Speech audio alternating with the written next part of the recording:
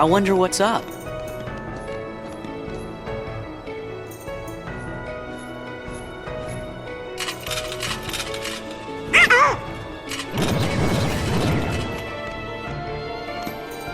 Come on!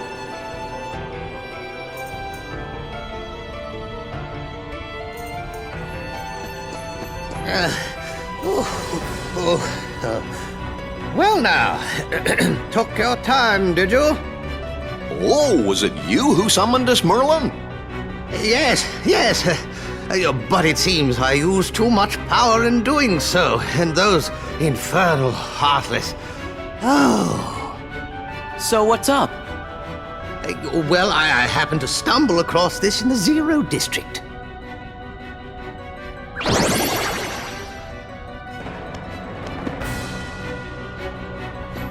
Pooh's storybook! That's right! I know you're a good friend of Winnie the Pooh, Sora. That's why I summoned you. And when I did, I was attacked by the Heartless. Of course, I fought back with some rather powerful magic, but then I began to fear the book would be damaged, so oh, now, just a moment. Leon and the others need to hear this, too. I'd better go find them. Be back in a jiffy. I wonder how Pooh's doing. Want to find out? Yeah!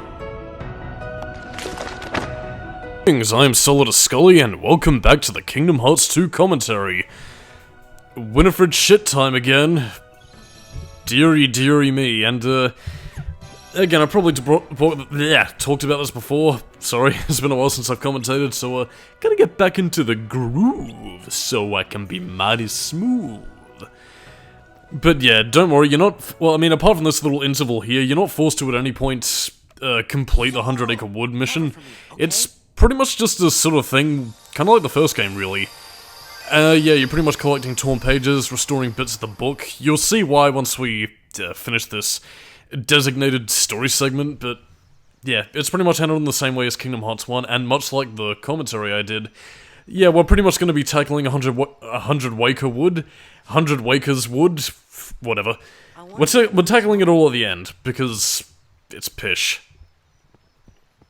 I mean, I will say, going back to it, that it is at least slightly more dynamic than the Kingdom Hearts 1 variant of the 100 Acre Wood, but again, it's still entirely minigame focused, there's no Heartless to kill, there's pretty much nothing of any sort of importance to the story. So again, it's pretty much just, hey, you have nostalgia for Winifred shit? Well, wander on down as you see Sora interacting with Feces Bear. I don't know, like, I mean, I will say that they did handle the 100 Acre Wood, I'd argue probably the best out of the series, but again, that's really not saying much, and again, like, I can only really talk about what I talked about in Kingdom Hearts 1, like, I mean, I think 100 Acre Wood is interesting in the sense that it tries to capture this level of, like, childlike innocence and whimsy, you know, not fighting any sort of enemies Sora getting in touch with isn't a child, but I don't know, like, I feel like if, maybe there was a bit more symbology put towards it, or if maybe there was a bit more leeway, they could have done a bit more with the concept. Like, I don't know, maybe go, like, a bit more of a psychological kind of route. And again, like, the series does somewhat veer towards this level of logic. Again, I mentioned beforehand in Kingdom Hearts 1 that KH3 actually does something rather interesting, as it showcases Sora growing up a little bit, but yeah. I'll collect my thoughts on that a little bit later, because in the meantime, it's about time we talk to Jim Cummings again, the voice of Winifred shit, and also the Terror Mask from the 2010 Splatterhouse game, which I'm sad never got a sequel. Oh. Hey Pooh Bear, how you doing? Finding enough honey lately? Oh yes. In fact, I was just about to do my stoutness exercises. Would you like to join me, Sora? Sure, I'm game. Huh? Ah!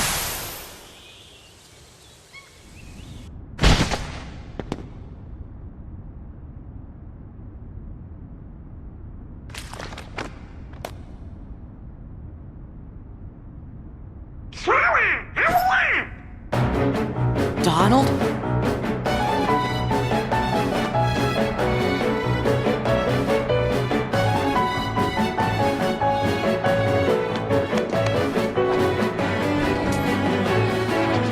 you bring the book, Sora?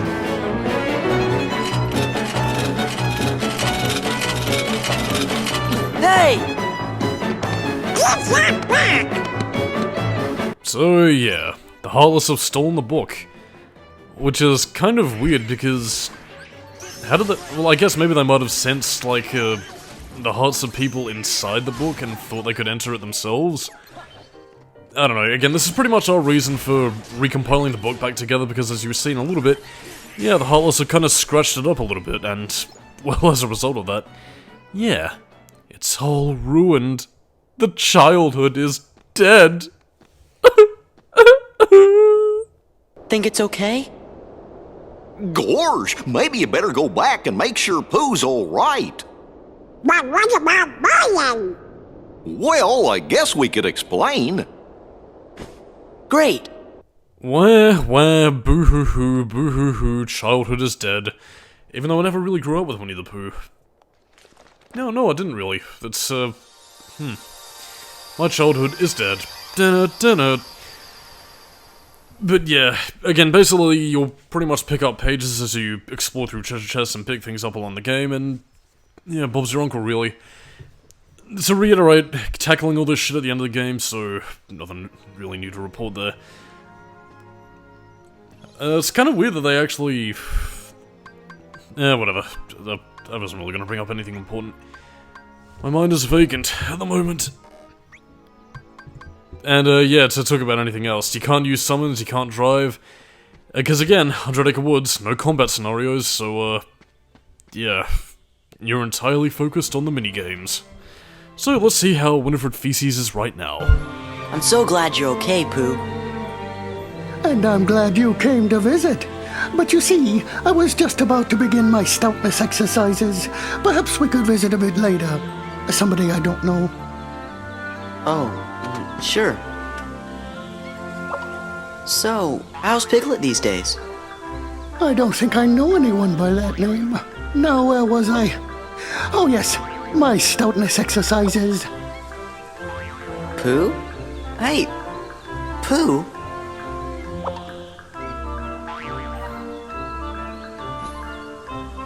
Something very weird is happening here. Maybe I better go back and ask Merlin about this. And that's pretty much the precipice for the plot of the 100 Acre Wood in this world.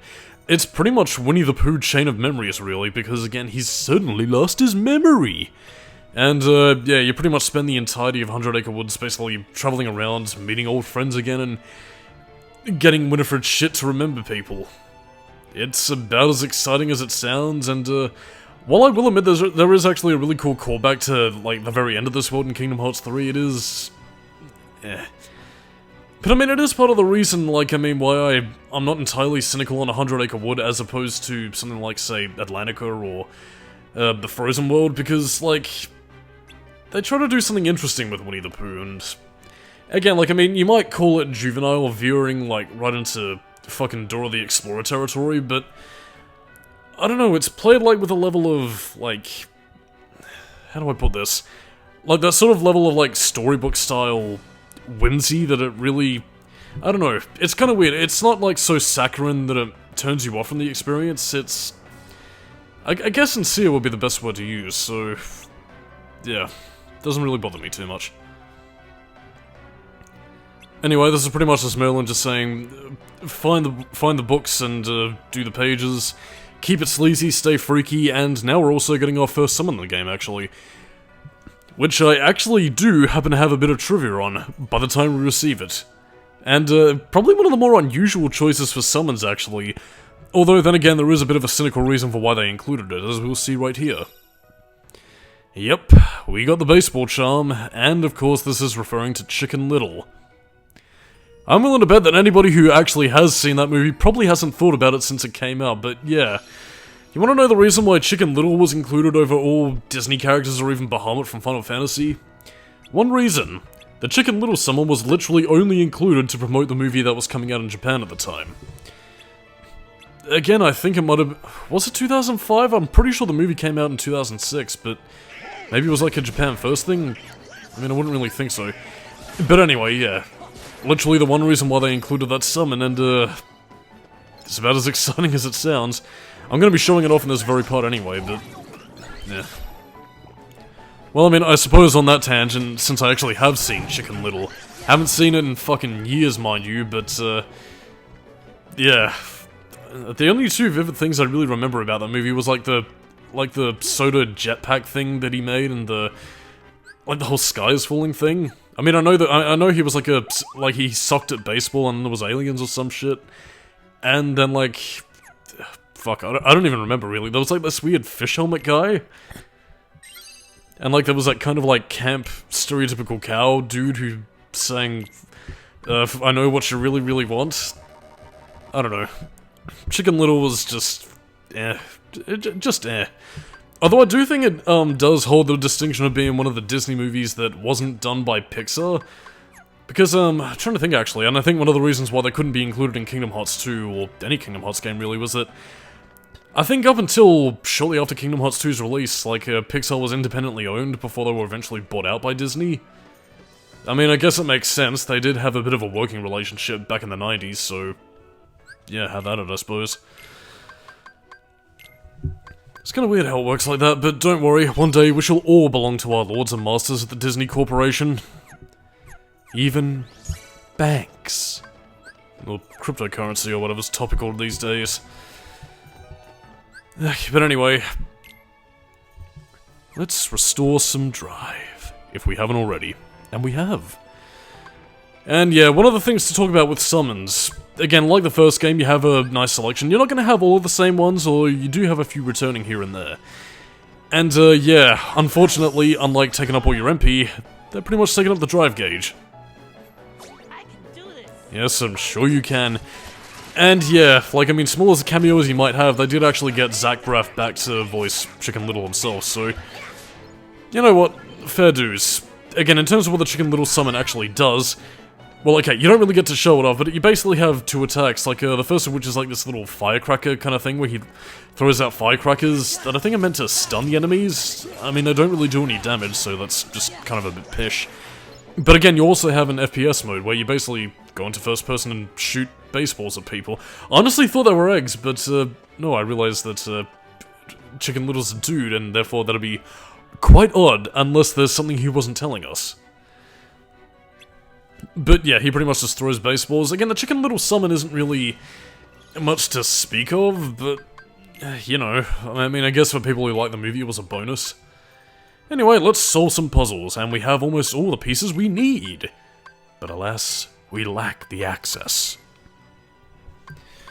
To also talk further about summons, actually, I believe, at least in regards to the Chicken Little summon, from what I remember, yeah, I think you actually are invulnerable to damage while you have them summoned, but again, since they're reliant on the drive gauge, and you need to level up your drive gauge in order to continue to utilize summon power, yeah, you pretty much only have the summon for as long as you're able to keep them on screen, which is not very long. And again, this also accounts for both, you know, the drive forms, which I've already explained previously, and, well, summons as well, so... yeah, you pretty much gotta pick your poison. And I mean, bear in mind, drive forms also have the, you know, the backhanded complement of anti-form, which again, can be useful, but then again can really kind of backfire on you, as you saw during the... fuck, what was that creature called again? Darkthorn or something? The Beauty and the Beast world that we played earlier. So again, like, I mean, I was initially gonna say that summons were a little bit more useless than they were in the first game, but, with the Lingering Will boss fight, I will say this. It saved my bacon. So, yeah. And again, also in the effort to show them off for the commentary, obviously, yep, summons were actually a lot more useful than I gave them credit for initially, so... again, you do have reason to use them, and they do actually have a bit of mechanical depth, especially by the time you get a few more, so... yeah, stay tuned. In fact...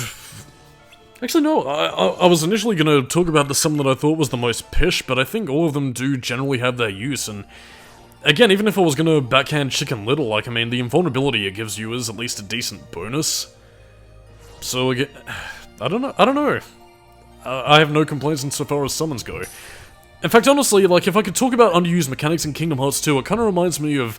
God, I can't believe I'm speaking positively about Birth by Sleep for the first time in ever, but it kind of reminds me of the D-Link system. Like, I mean, again, in terms of D-Links, if you're willing to invest in that system, Again, it can really save your life at points and give you a lot of interesting mechanics to play with, which is, again, excellent. So, yeah, basically the point I want to make out of all this is that summons need more respect in Kingdom Hearts 2. Kinda wish there were a few more of them, to be honest. But anyway, it is time to take off for new lands, and this time it's going to be a returning favourite because we are making treks towards the Olympus Coliseum. And again, like, I mean, for as much as people complain about Olympus Coliseum being in literally every Kingdom Hearts game, which is a bit of a misnomer because it's mainly tending to be, like, spin-offs. Again, I'm pretty sure if it was excluded maybe from Coded or Birth by Sleep, it probably would have been at least a bit more welcome, but anyway, we're going to be venturing beyond the Colosseum itself and seeing a bit more of the Hercules world. So here we go! Whee! And yeah, I think you also do have 3 different track variants depending on which course you're going through. At least in terms of the ship minigames. But this one actually does have a few variances actually, because we have a pseudo-boss fight with the gummy ship. Like that mysterious pirate ship. Shipping in the air. And, yeah, I guess it's kind of weird where they placed this, actually, because you would have thought, given the pirate motif, they would have placed this for a certain later world. Especially given the whole, like, you know, nobody creatures coming in as, like, kind of ghostly spirits kind of thing. But yeah, given that we're using the base gummy ship model, we're not exactly going to be doing much damage to this thing, but yeah, if I remember correctly, I think it is entirely possible to completely destroy this pirate ship. And this actually does make a cameo in Kingdom Hearts 3, where during the gummy ship segments of that game, you can actually find the ship buried on a rock somewhere, so content nui nui.